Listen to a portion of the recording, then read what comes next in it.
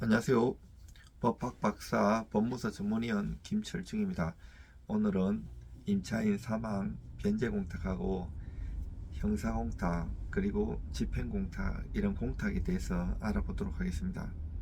공탁에는 5가지가 있어요. 변제공탁 요거 이제 빚 같은 거 있는데 채권자가 안 받거나 수령 거절하거나 어디 있는지 모를 때 하는 이 변제공탁, 그리고 보증공탁을 담보공탁이라고 해요.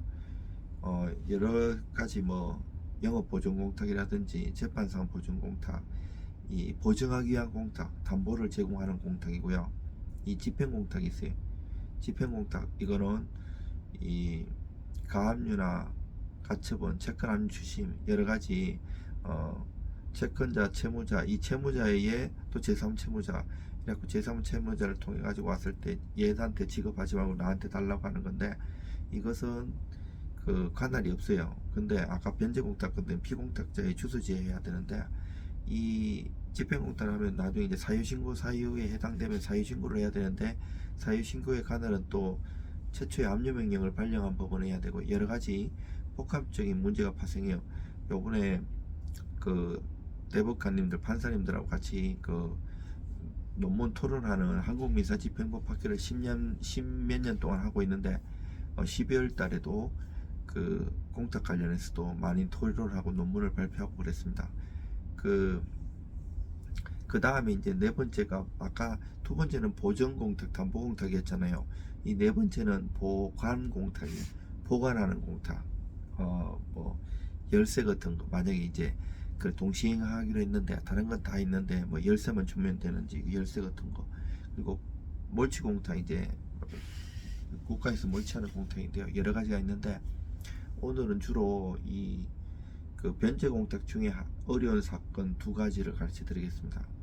임차인 사망의 변제공탁하고 그 형사공탁이 있어요.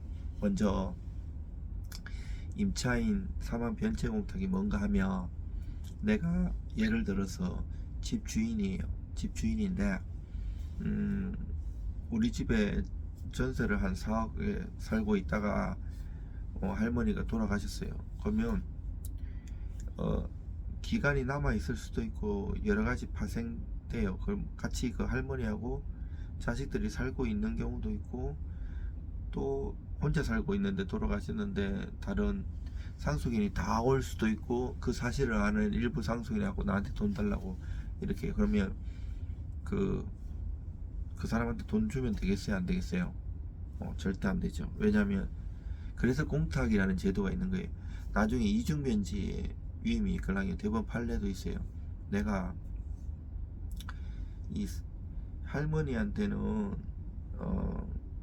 여러 가지 그 이제 상속인 뭐 배다른 형제부터 해서 여러 가지 상속 서류를 떼보면 많은 문제점들이 있고, 그 전에 지금 현재 자식이죠. 먼저 시집 가서 다른 자식들이 있는데 요번에 후처로 또 다른 남자하고 결혼해가지고 또 자식을 낳았을 수도 있고 여러 가지가 있는데, 이런 문제로 이중 호적도 생길 수 있고 여러 가지 문제가 있어요. 저는 호적 관련 일을 많이 해요. 그러면 이런 문제가 생겼을 때 주면 안 되고, 만약에 4억이다 그러면 먼저 그 할머니의 그 임대차 계약서를 관련해 가지고 그 주소 있잖아요. 그거 공탁을 하는 게 좋아요. 그러면 공탁을 하면 그 초본을 달라고 하는데 초본을 줄 수가 없죠. 말소자 초본이 이제 돌아가셨으니까. 그러면 여기서 이 말소자 초본에 그 보증서를 받아 이렇게 보정할 수 있는 서류, 그래서 할머니 가족관계 증명서, 기본증명서, 이 이제 2007년까지 호적법이라는 게 있었는데, 그때 한 호적 내에 여러 가지 개인정보가 있으니까 나라에서 이래 안 되겠다 해가지고 5개로 바꿨어. 2008년도에 기본증명서, 가족관계 증명서, 혼인관계 증명서, 양친자 관계는 10여 년 전에 법이 바뀌어갖고 아예 나열이고 이러면 성까지 다 바꾸고 그 입양되는 거예요. 그 입양 관계 증명서 5개가 있고, 재적이 있고 전재적이 있고 이런 걸 다 떼가지고 다 상속인들 계산해가지고 상속 지분 한번 딱 해가지고 각각 초분까지 발급받아서 그 상속인들 각각에 다 공탁을 해야 돼요. 이래 하지 않으면 나중에 반드시 분쟁이 오고 소송이 들어옵니다. 이런 것도 대충 이렇게 공짜로 물어보기만 하려고 하고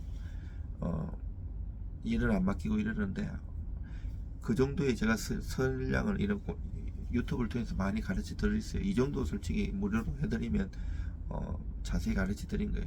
근데 이제 이 영상에 그리고 이렇게 가르쳐줘도 개인을 할 수가 없어요. 그 일일이 그거를 그 비공사자 한 사람은 대구 살고 한 사람 부산 살고 한 사람 서울 살고 이러면 그 할 거예요, 뭐 할 거예요. 그 맡기시는 게 좋고요. 또 영상에서 말하지 못한 그런 것들도 많이 있어요. 그런 거를 전문가가 백지 있는 게 아니에요. 그런 거를 잘 알 수 있고, 또 저 같은 경우는 법원 사무관 선교 시험 대비해서 공탁법 강의, 부동산 등기법, 민사소송 이런 강의도 많이 했었어요.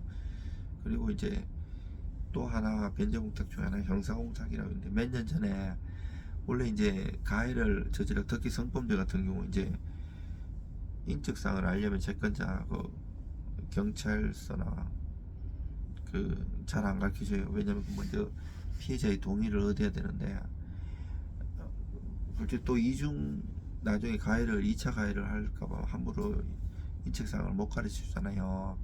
그래서 공탁이 거의 불가능해서 이제 법인은 가능했어요. 왜 그런가 하면 저도 많이 했는데, 이제 보험사고라든지 법인 관련이면 법인 등기부는 공개되기 때문에 법인 등기부 발급해가지고 이렇게 공탁하기도 했는데,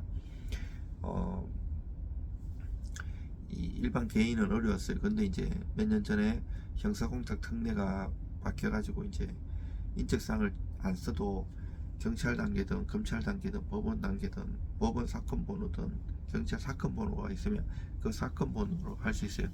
물론 이것도 여러 가지 이제 내규라든지 예규가 바뀌었는데 여러 가지 부작용이 생기니까 바꿔서 이것도 이제 대충 하는 게 되는 게 아니고, 그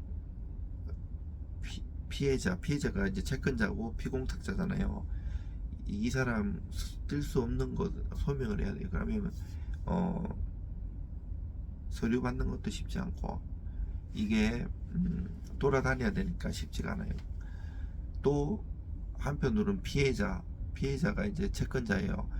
그리고 피공탁자는 이제 공탁자가 그 가해자가 공탁하면 법원에서 이제 수령할 수 있는 게 피공탁자인데, 이 피공탁자가 이제 대부분은 그렇지 않지만 어떤 사람들은 수령 안 하고 꼭 처벌하려고 해갖고 형사재판이 거의 판결 내릴 쯤에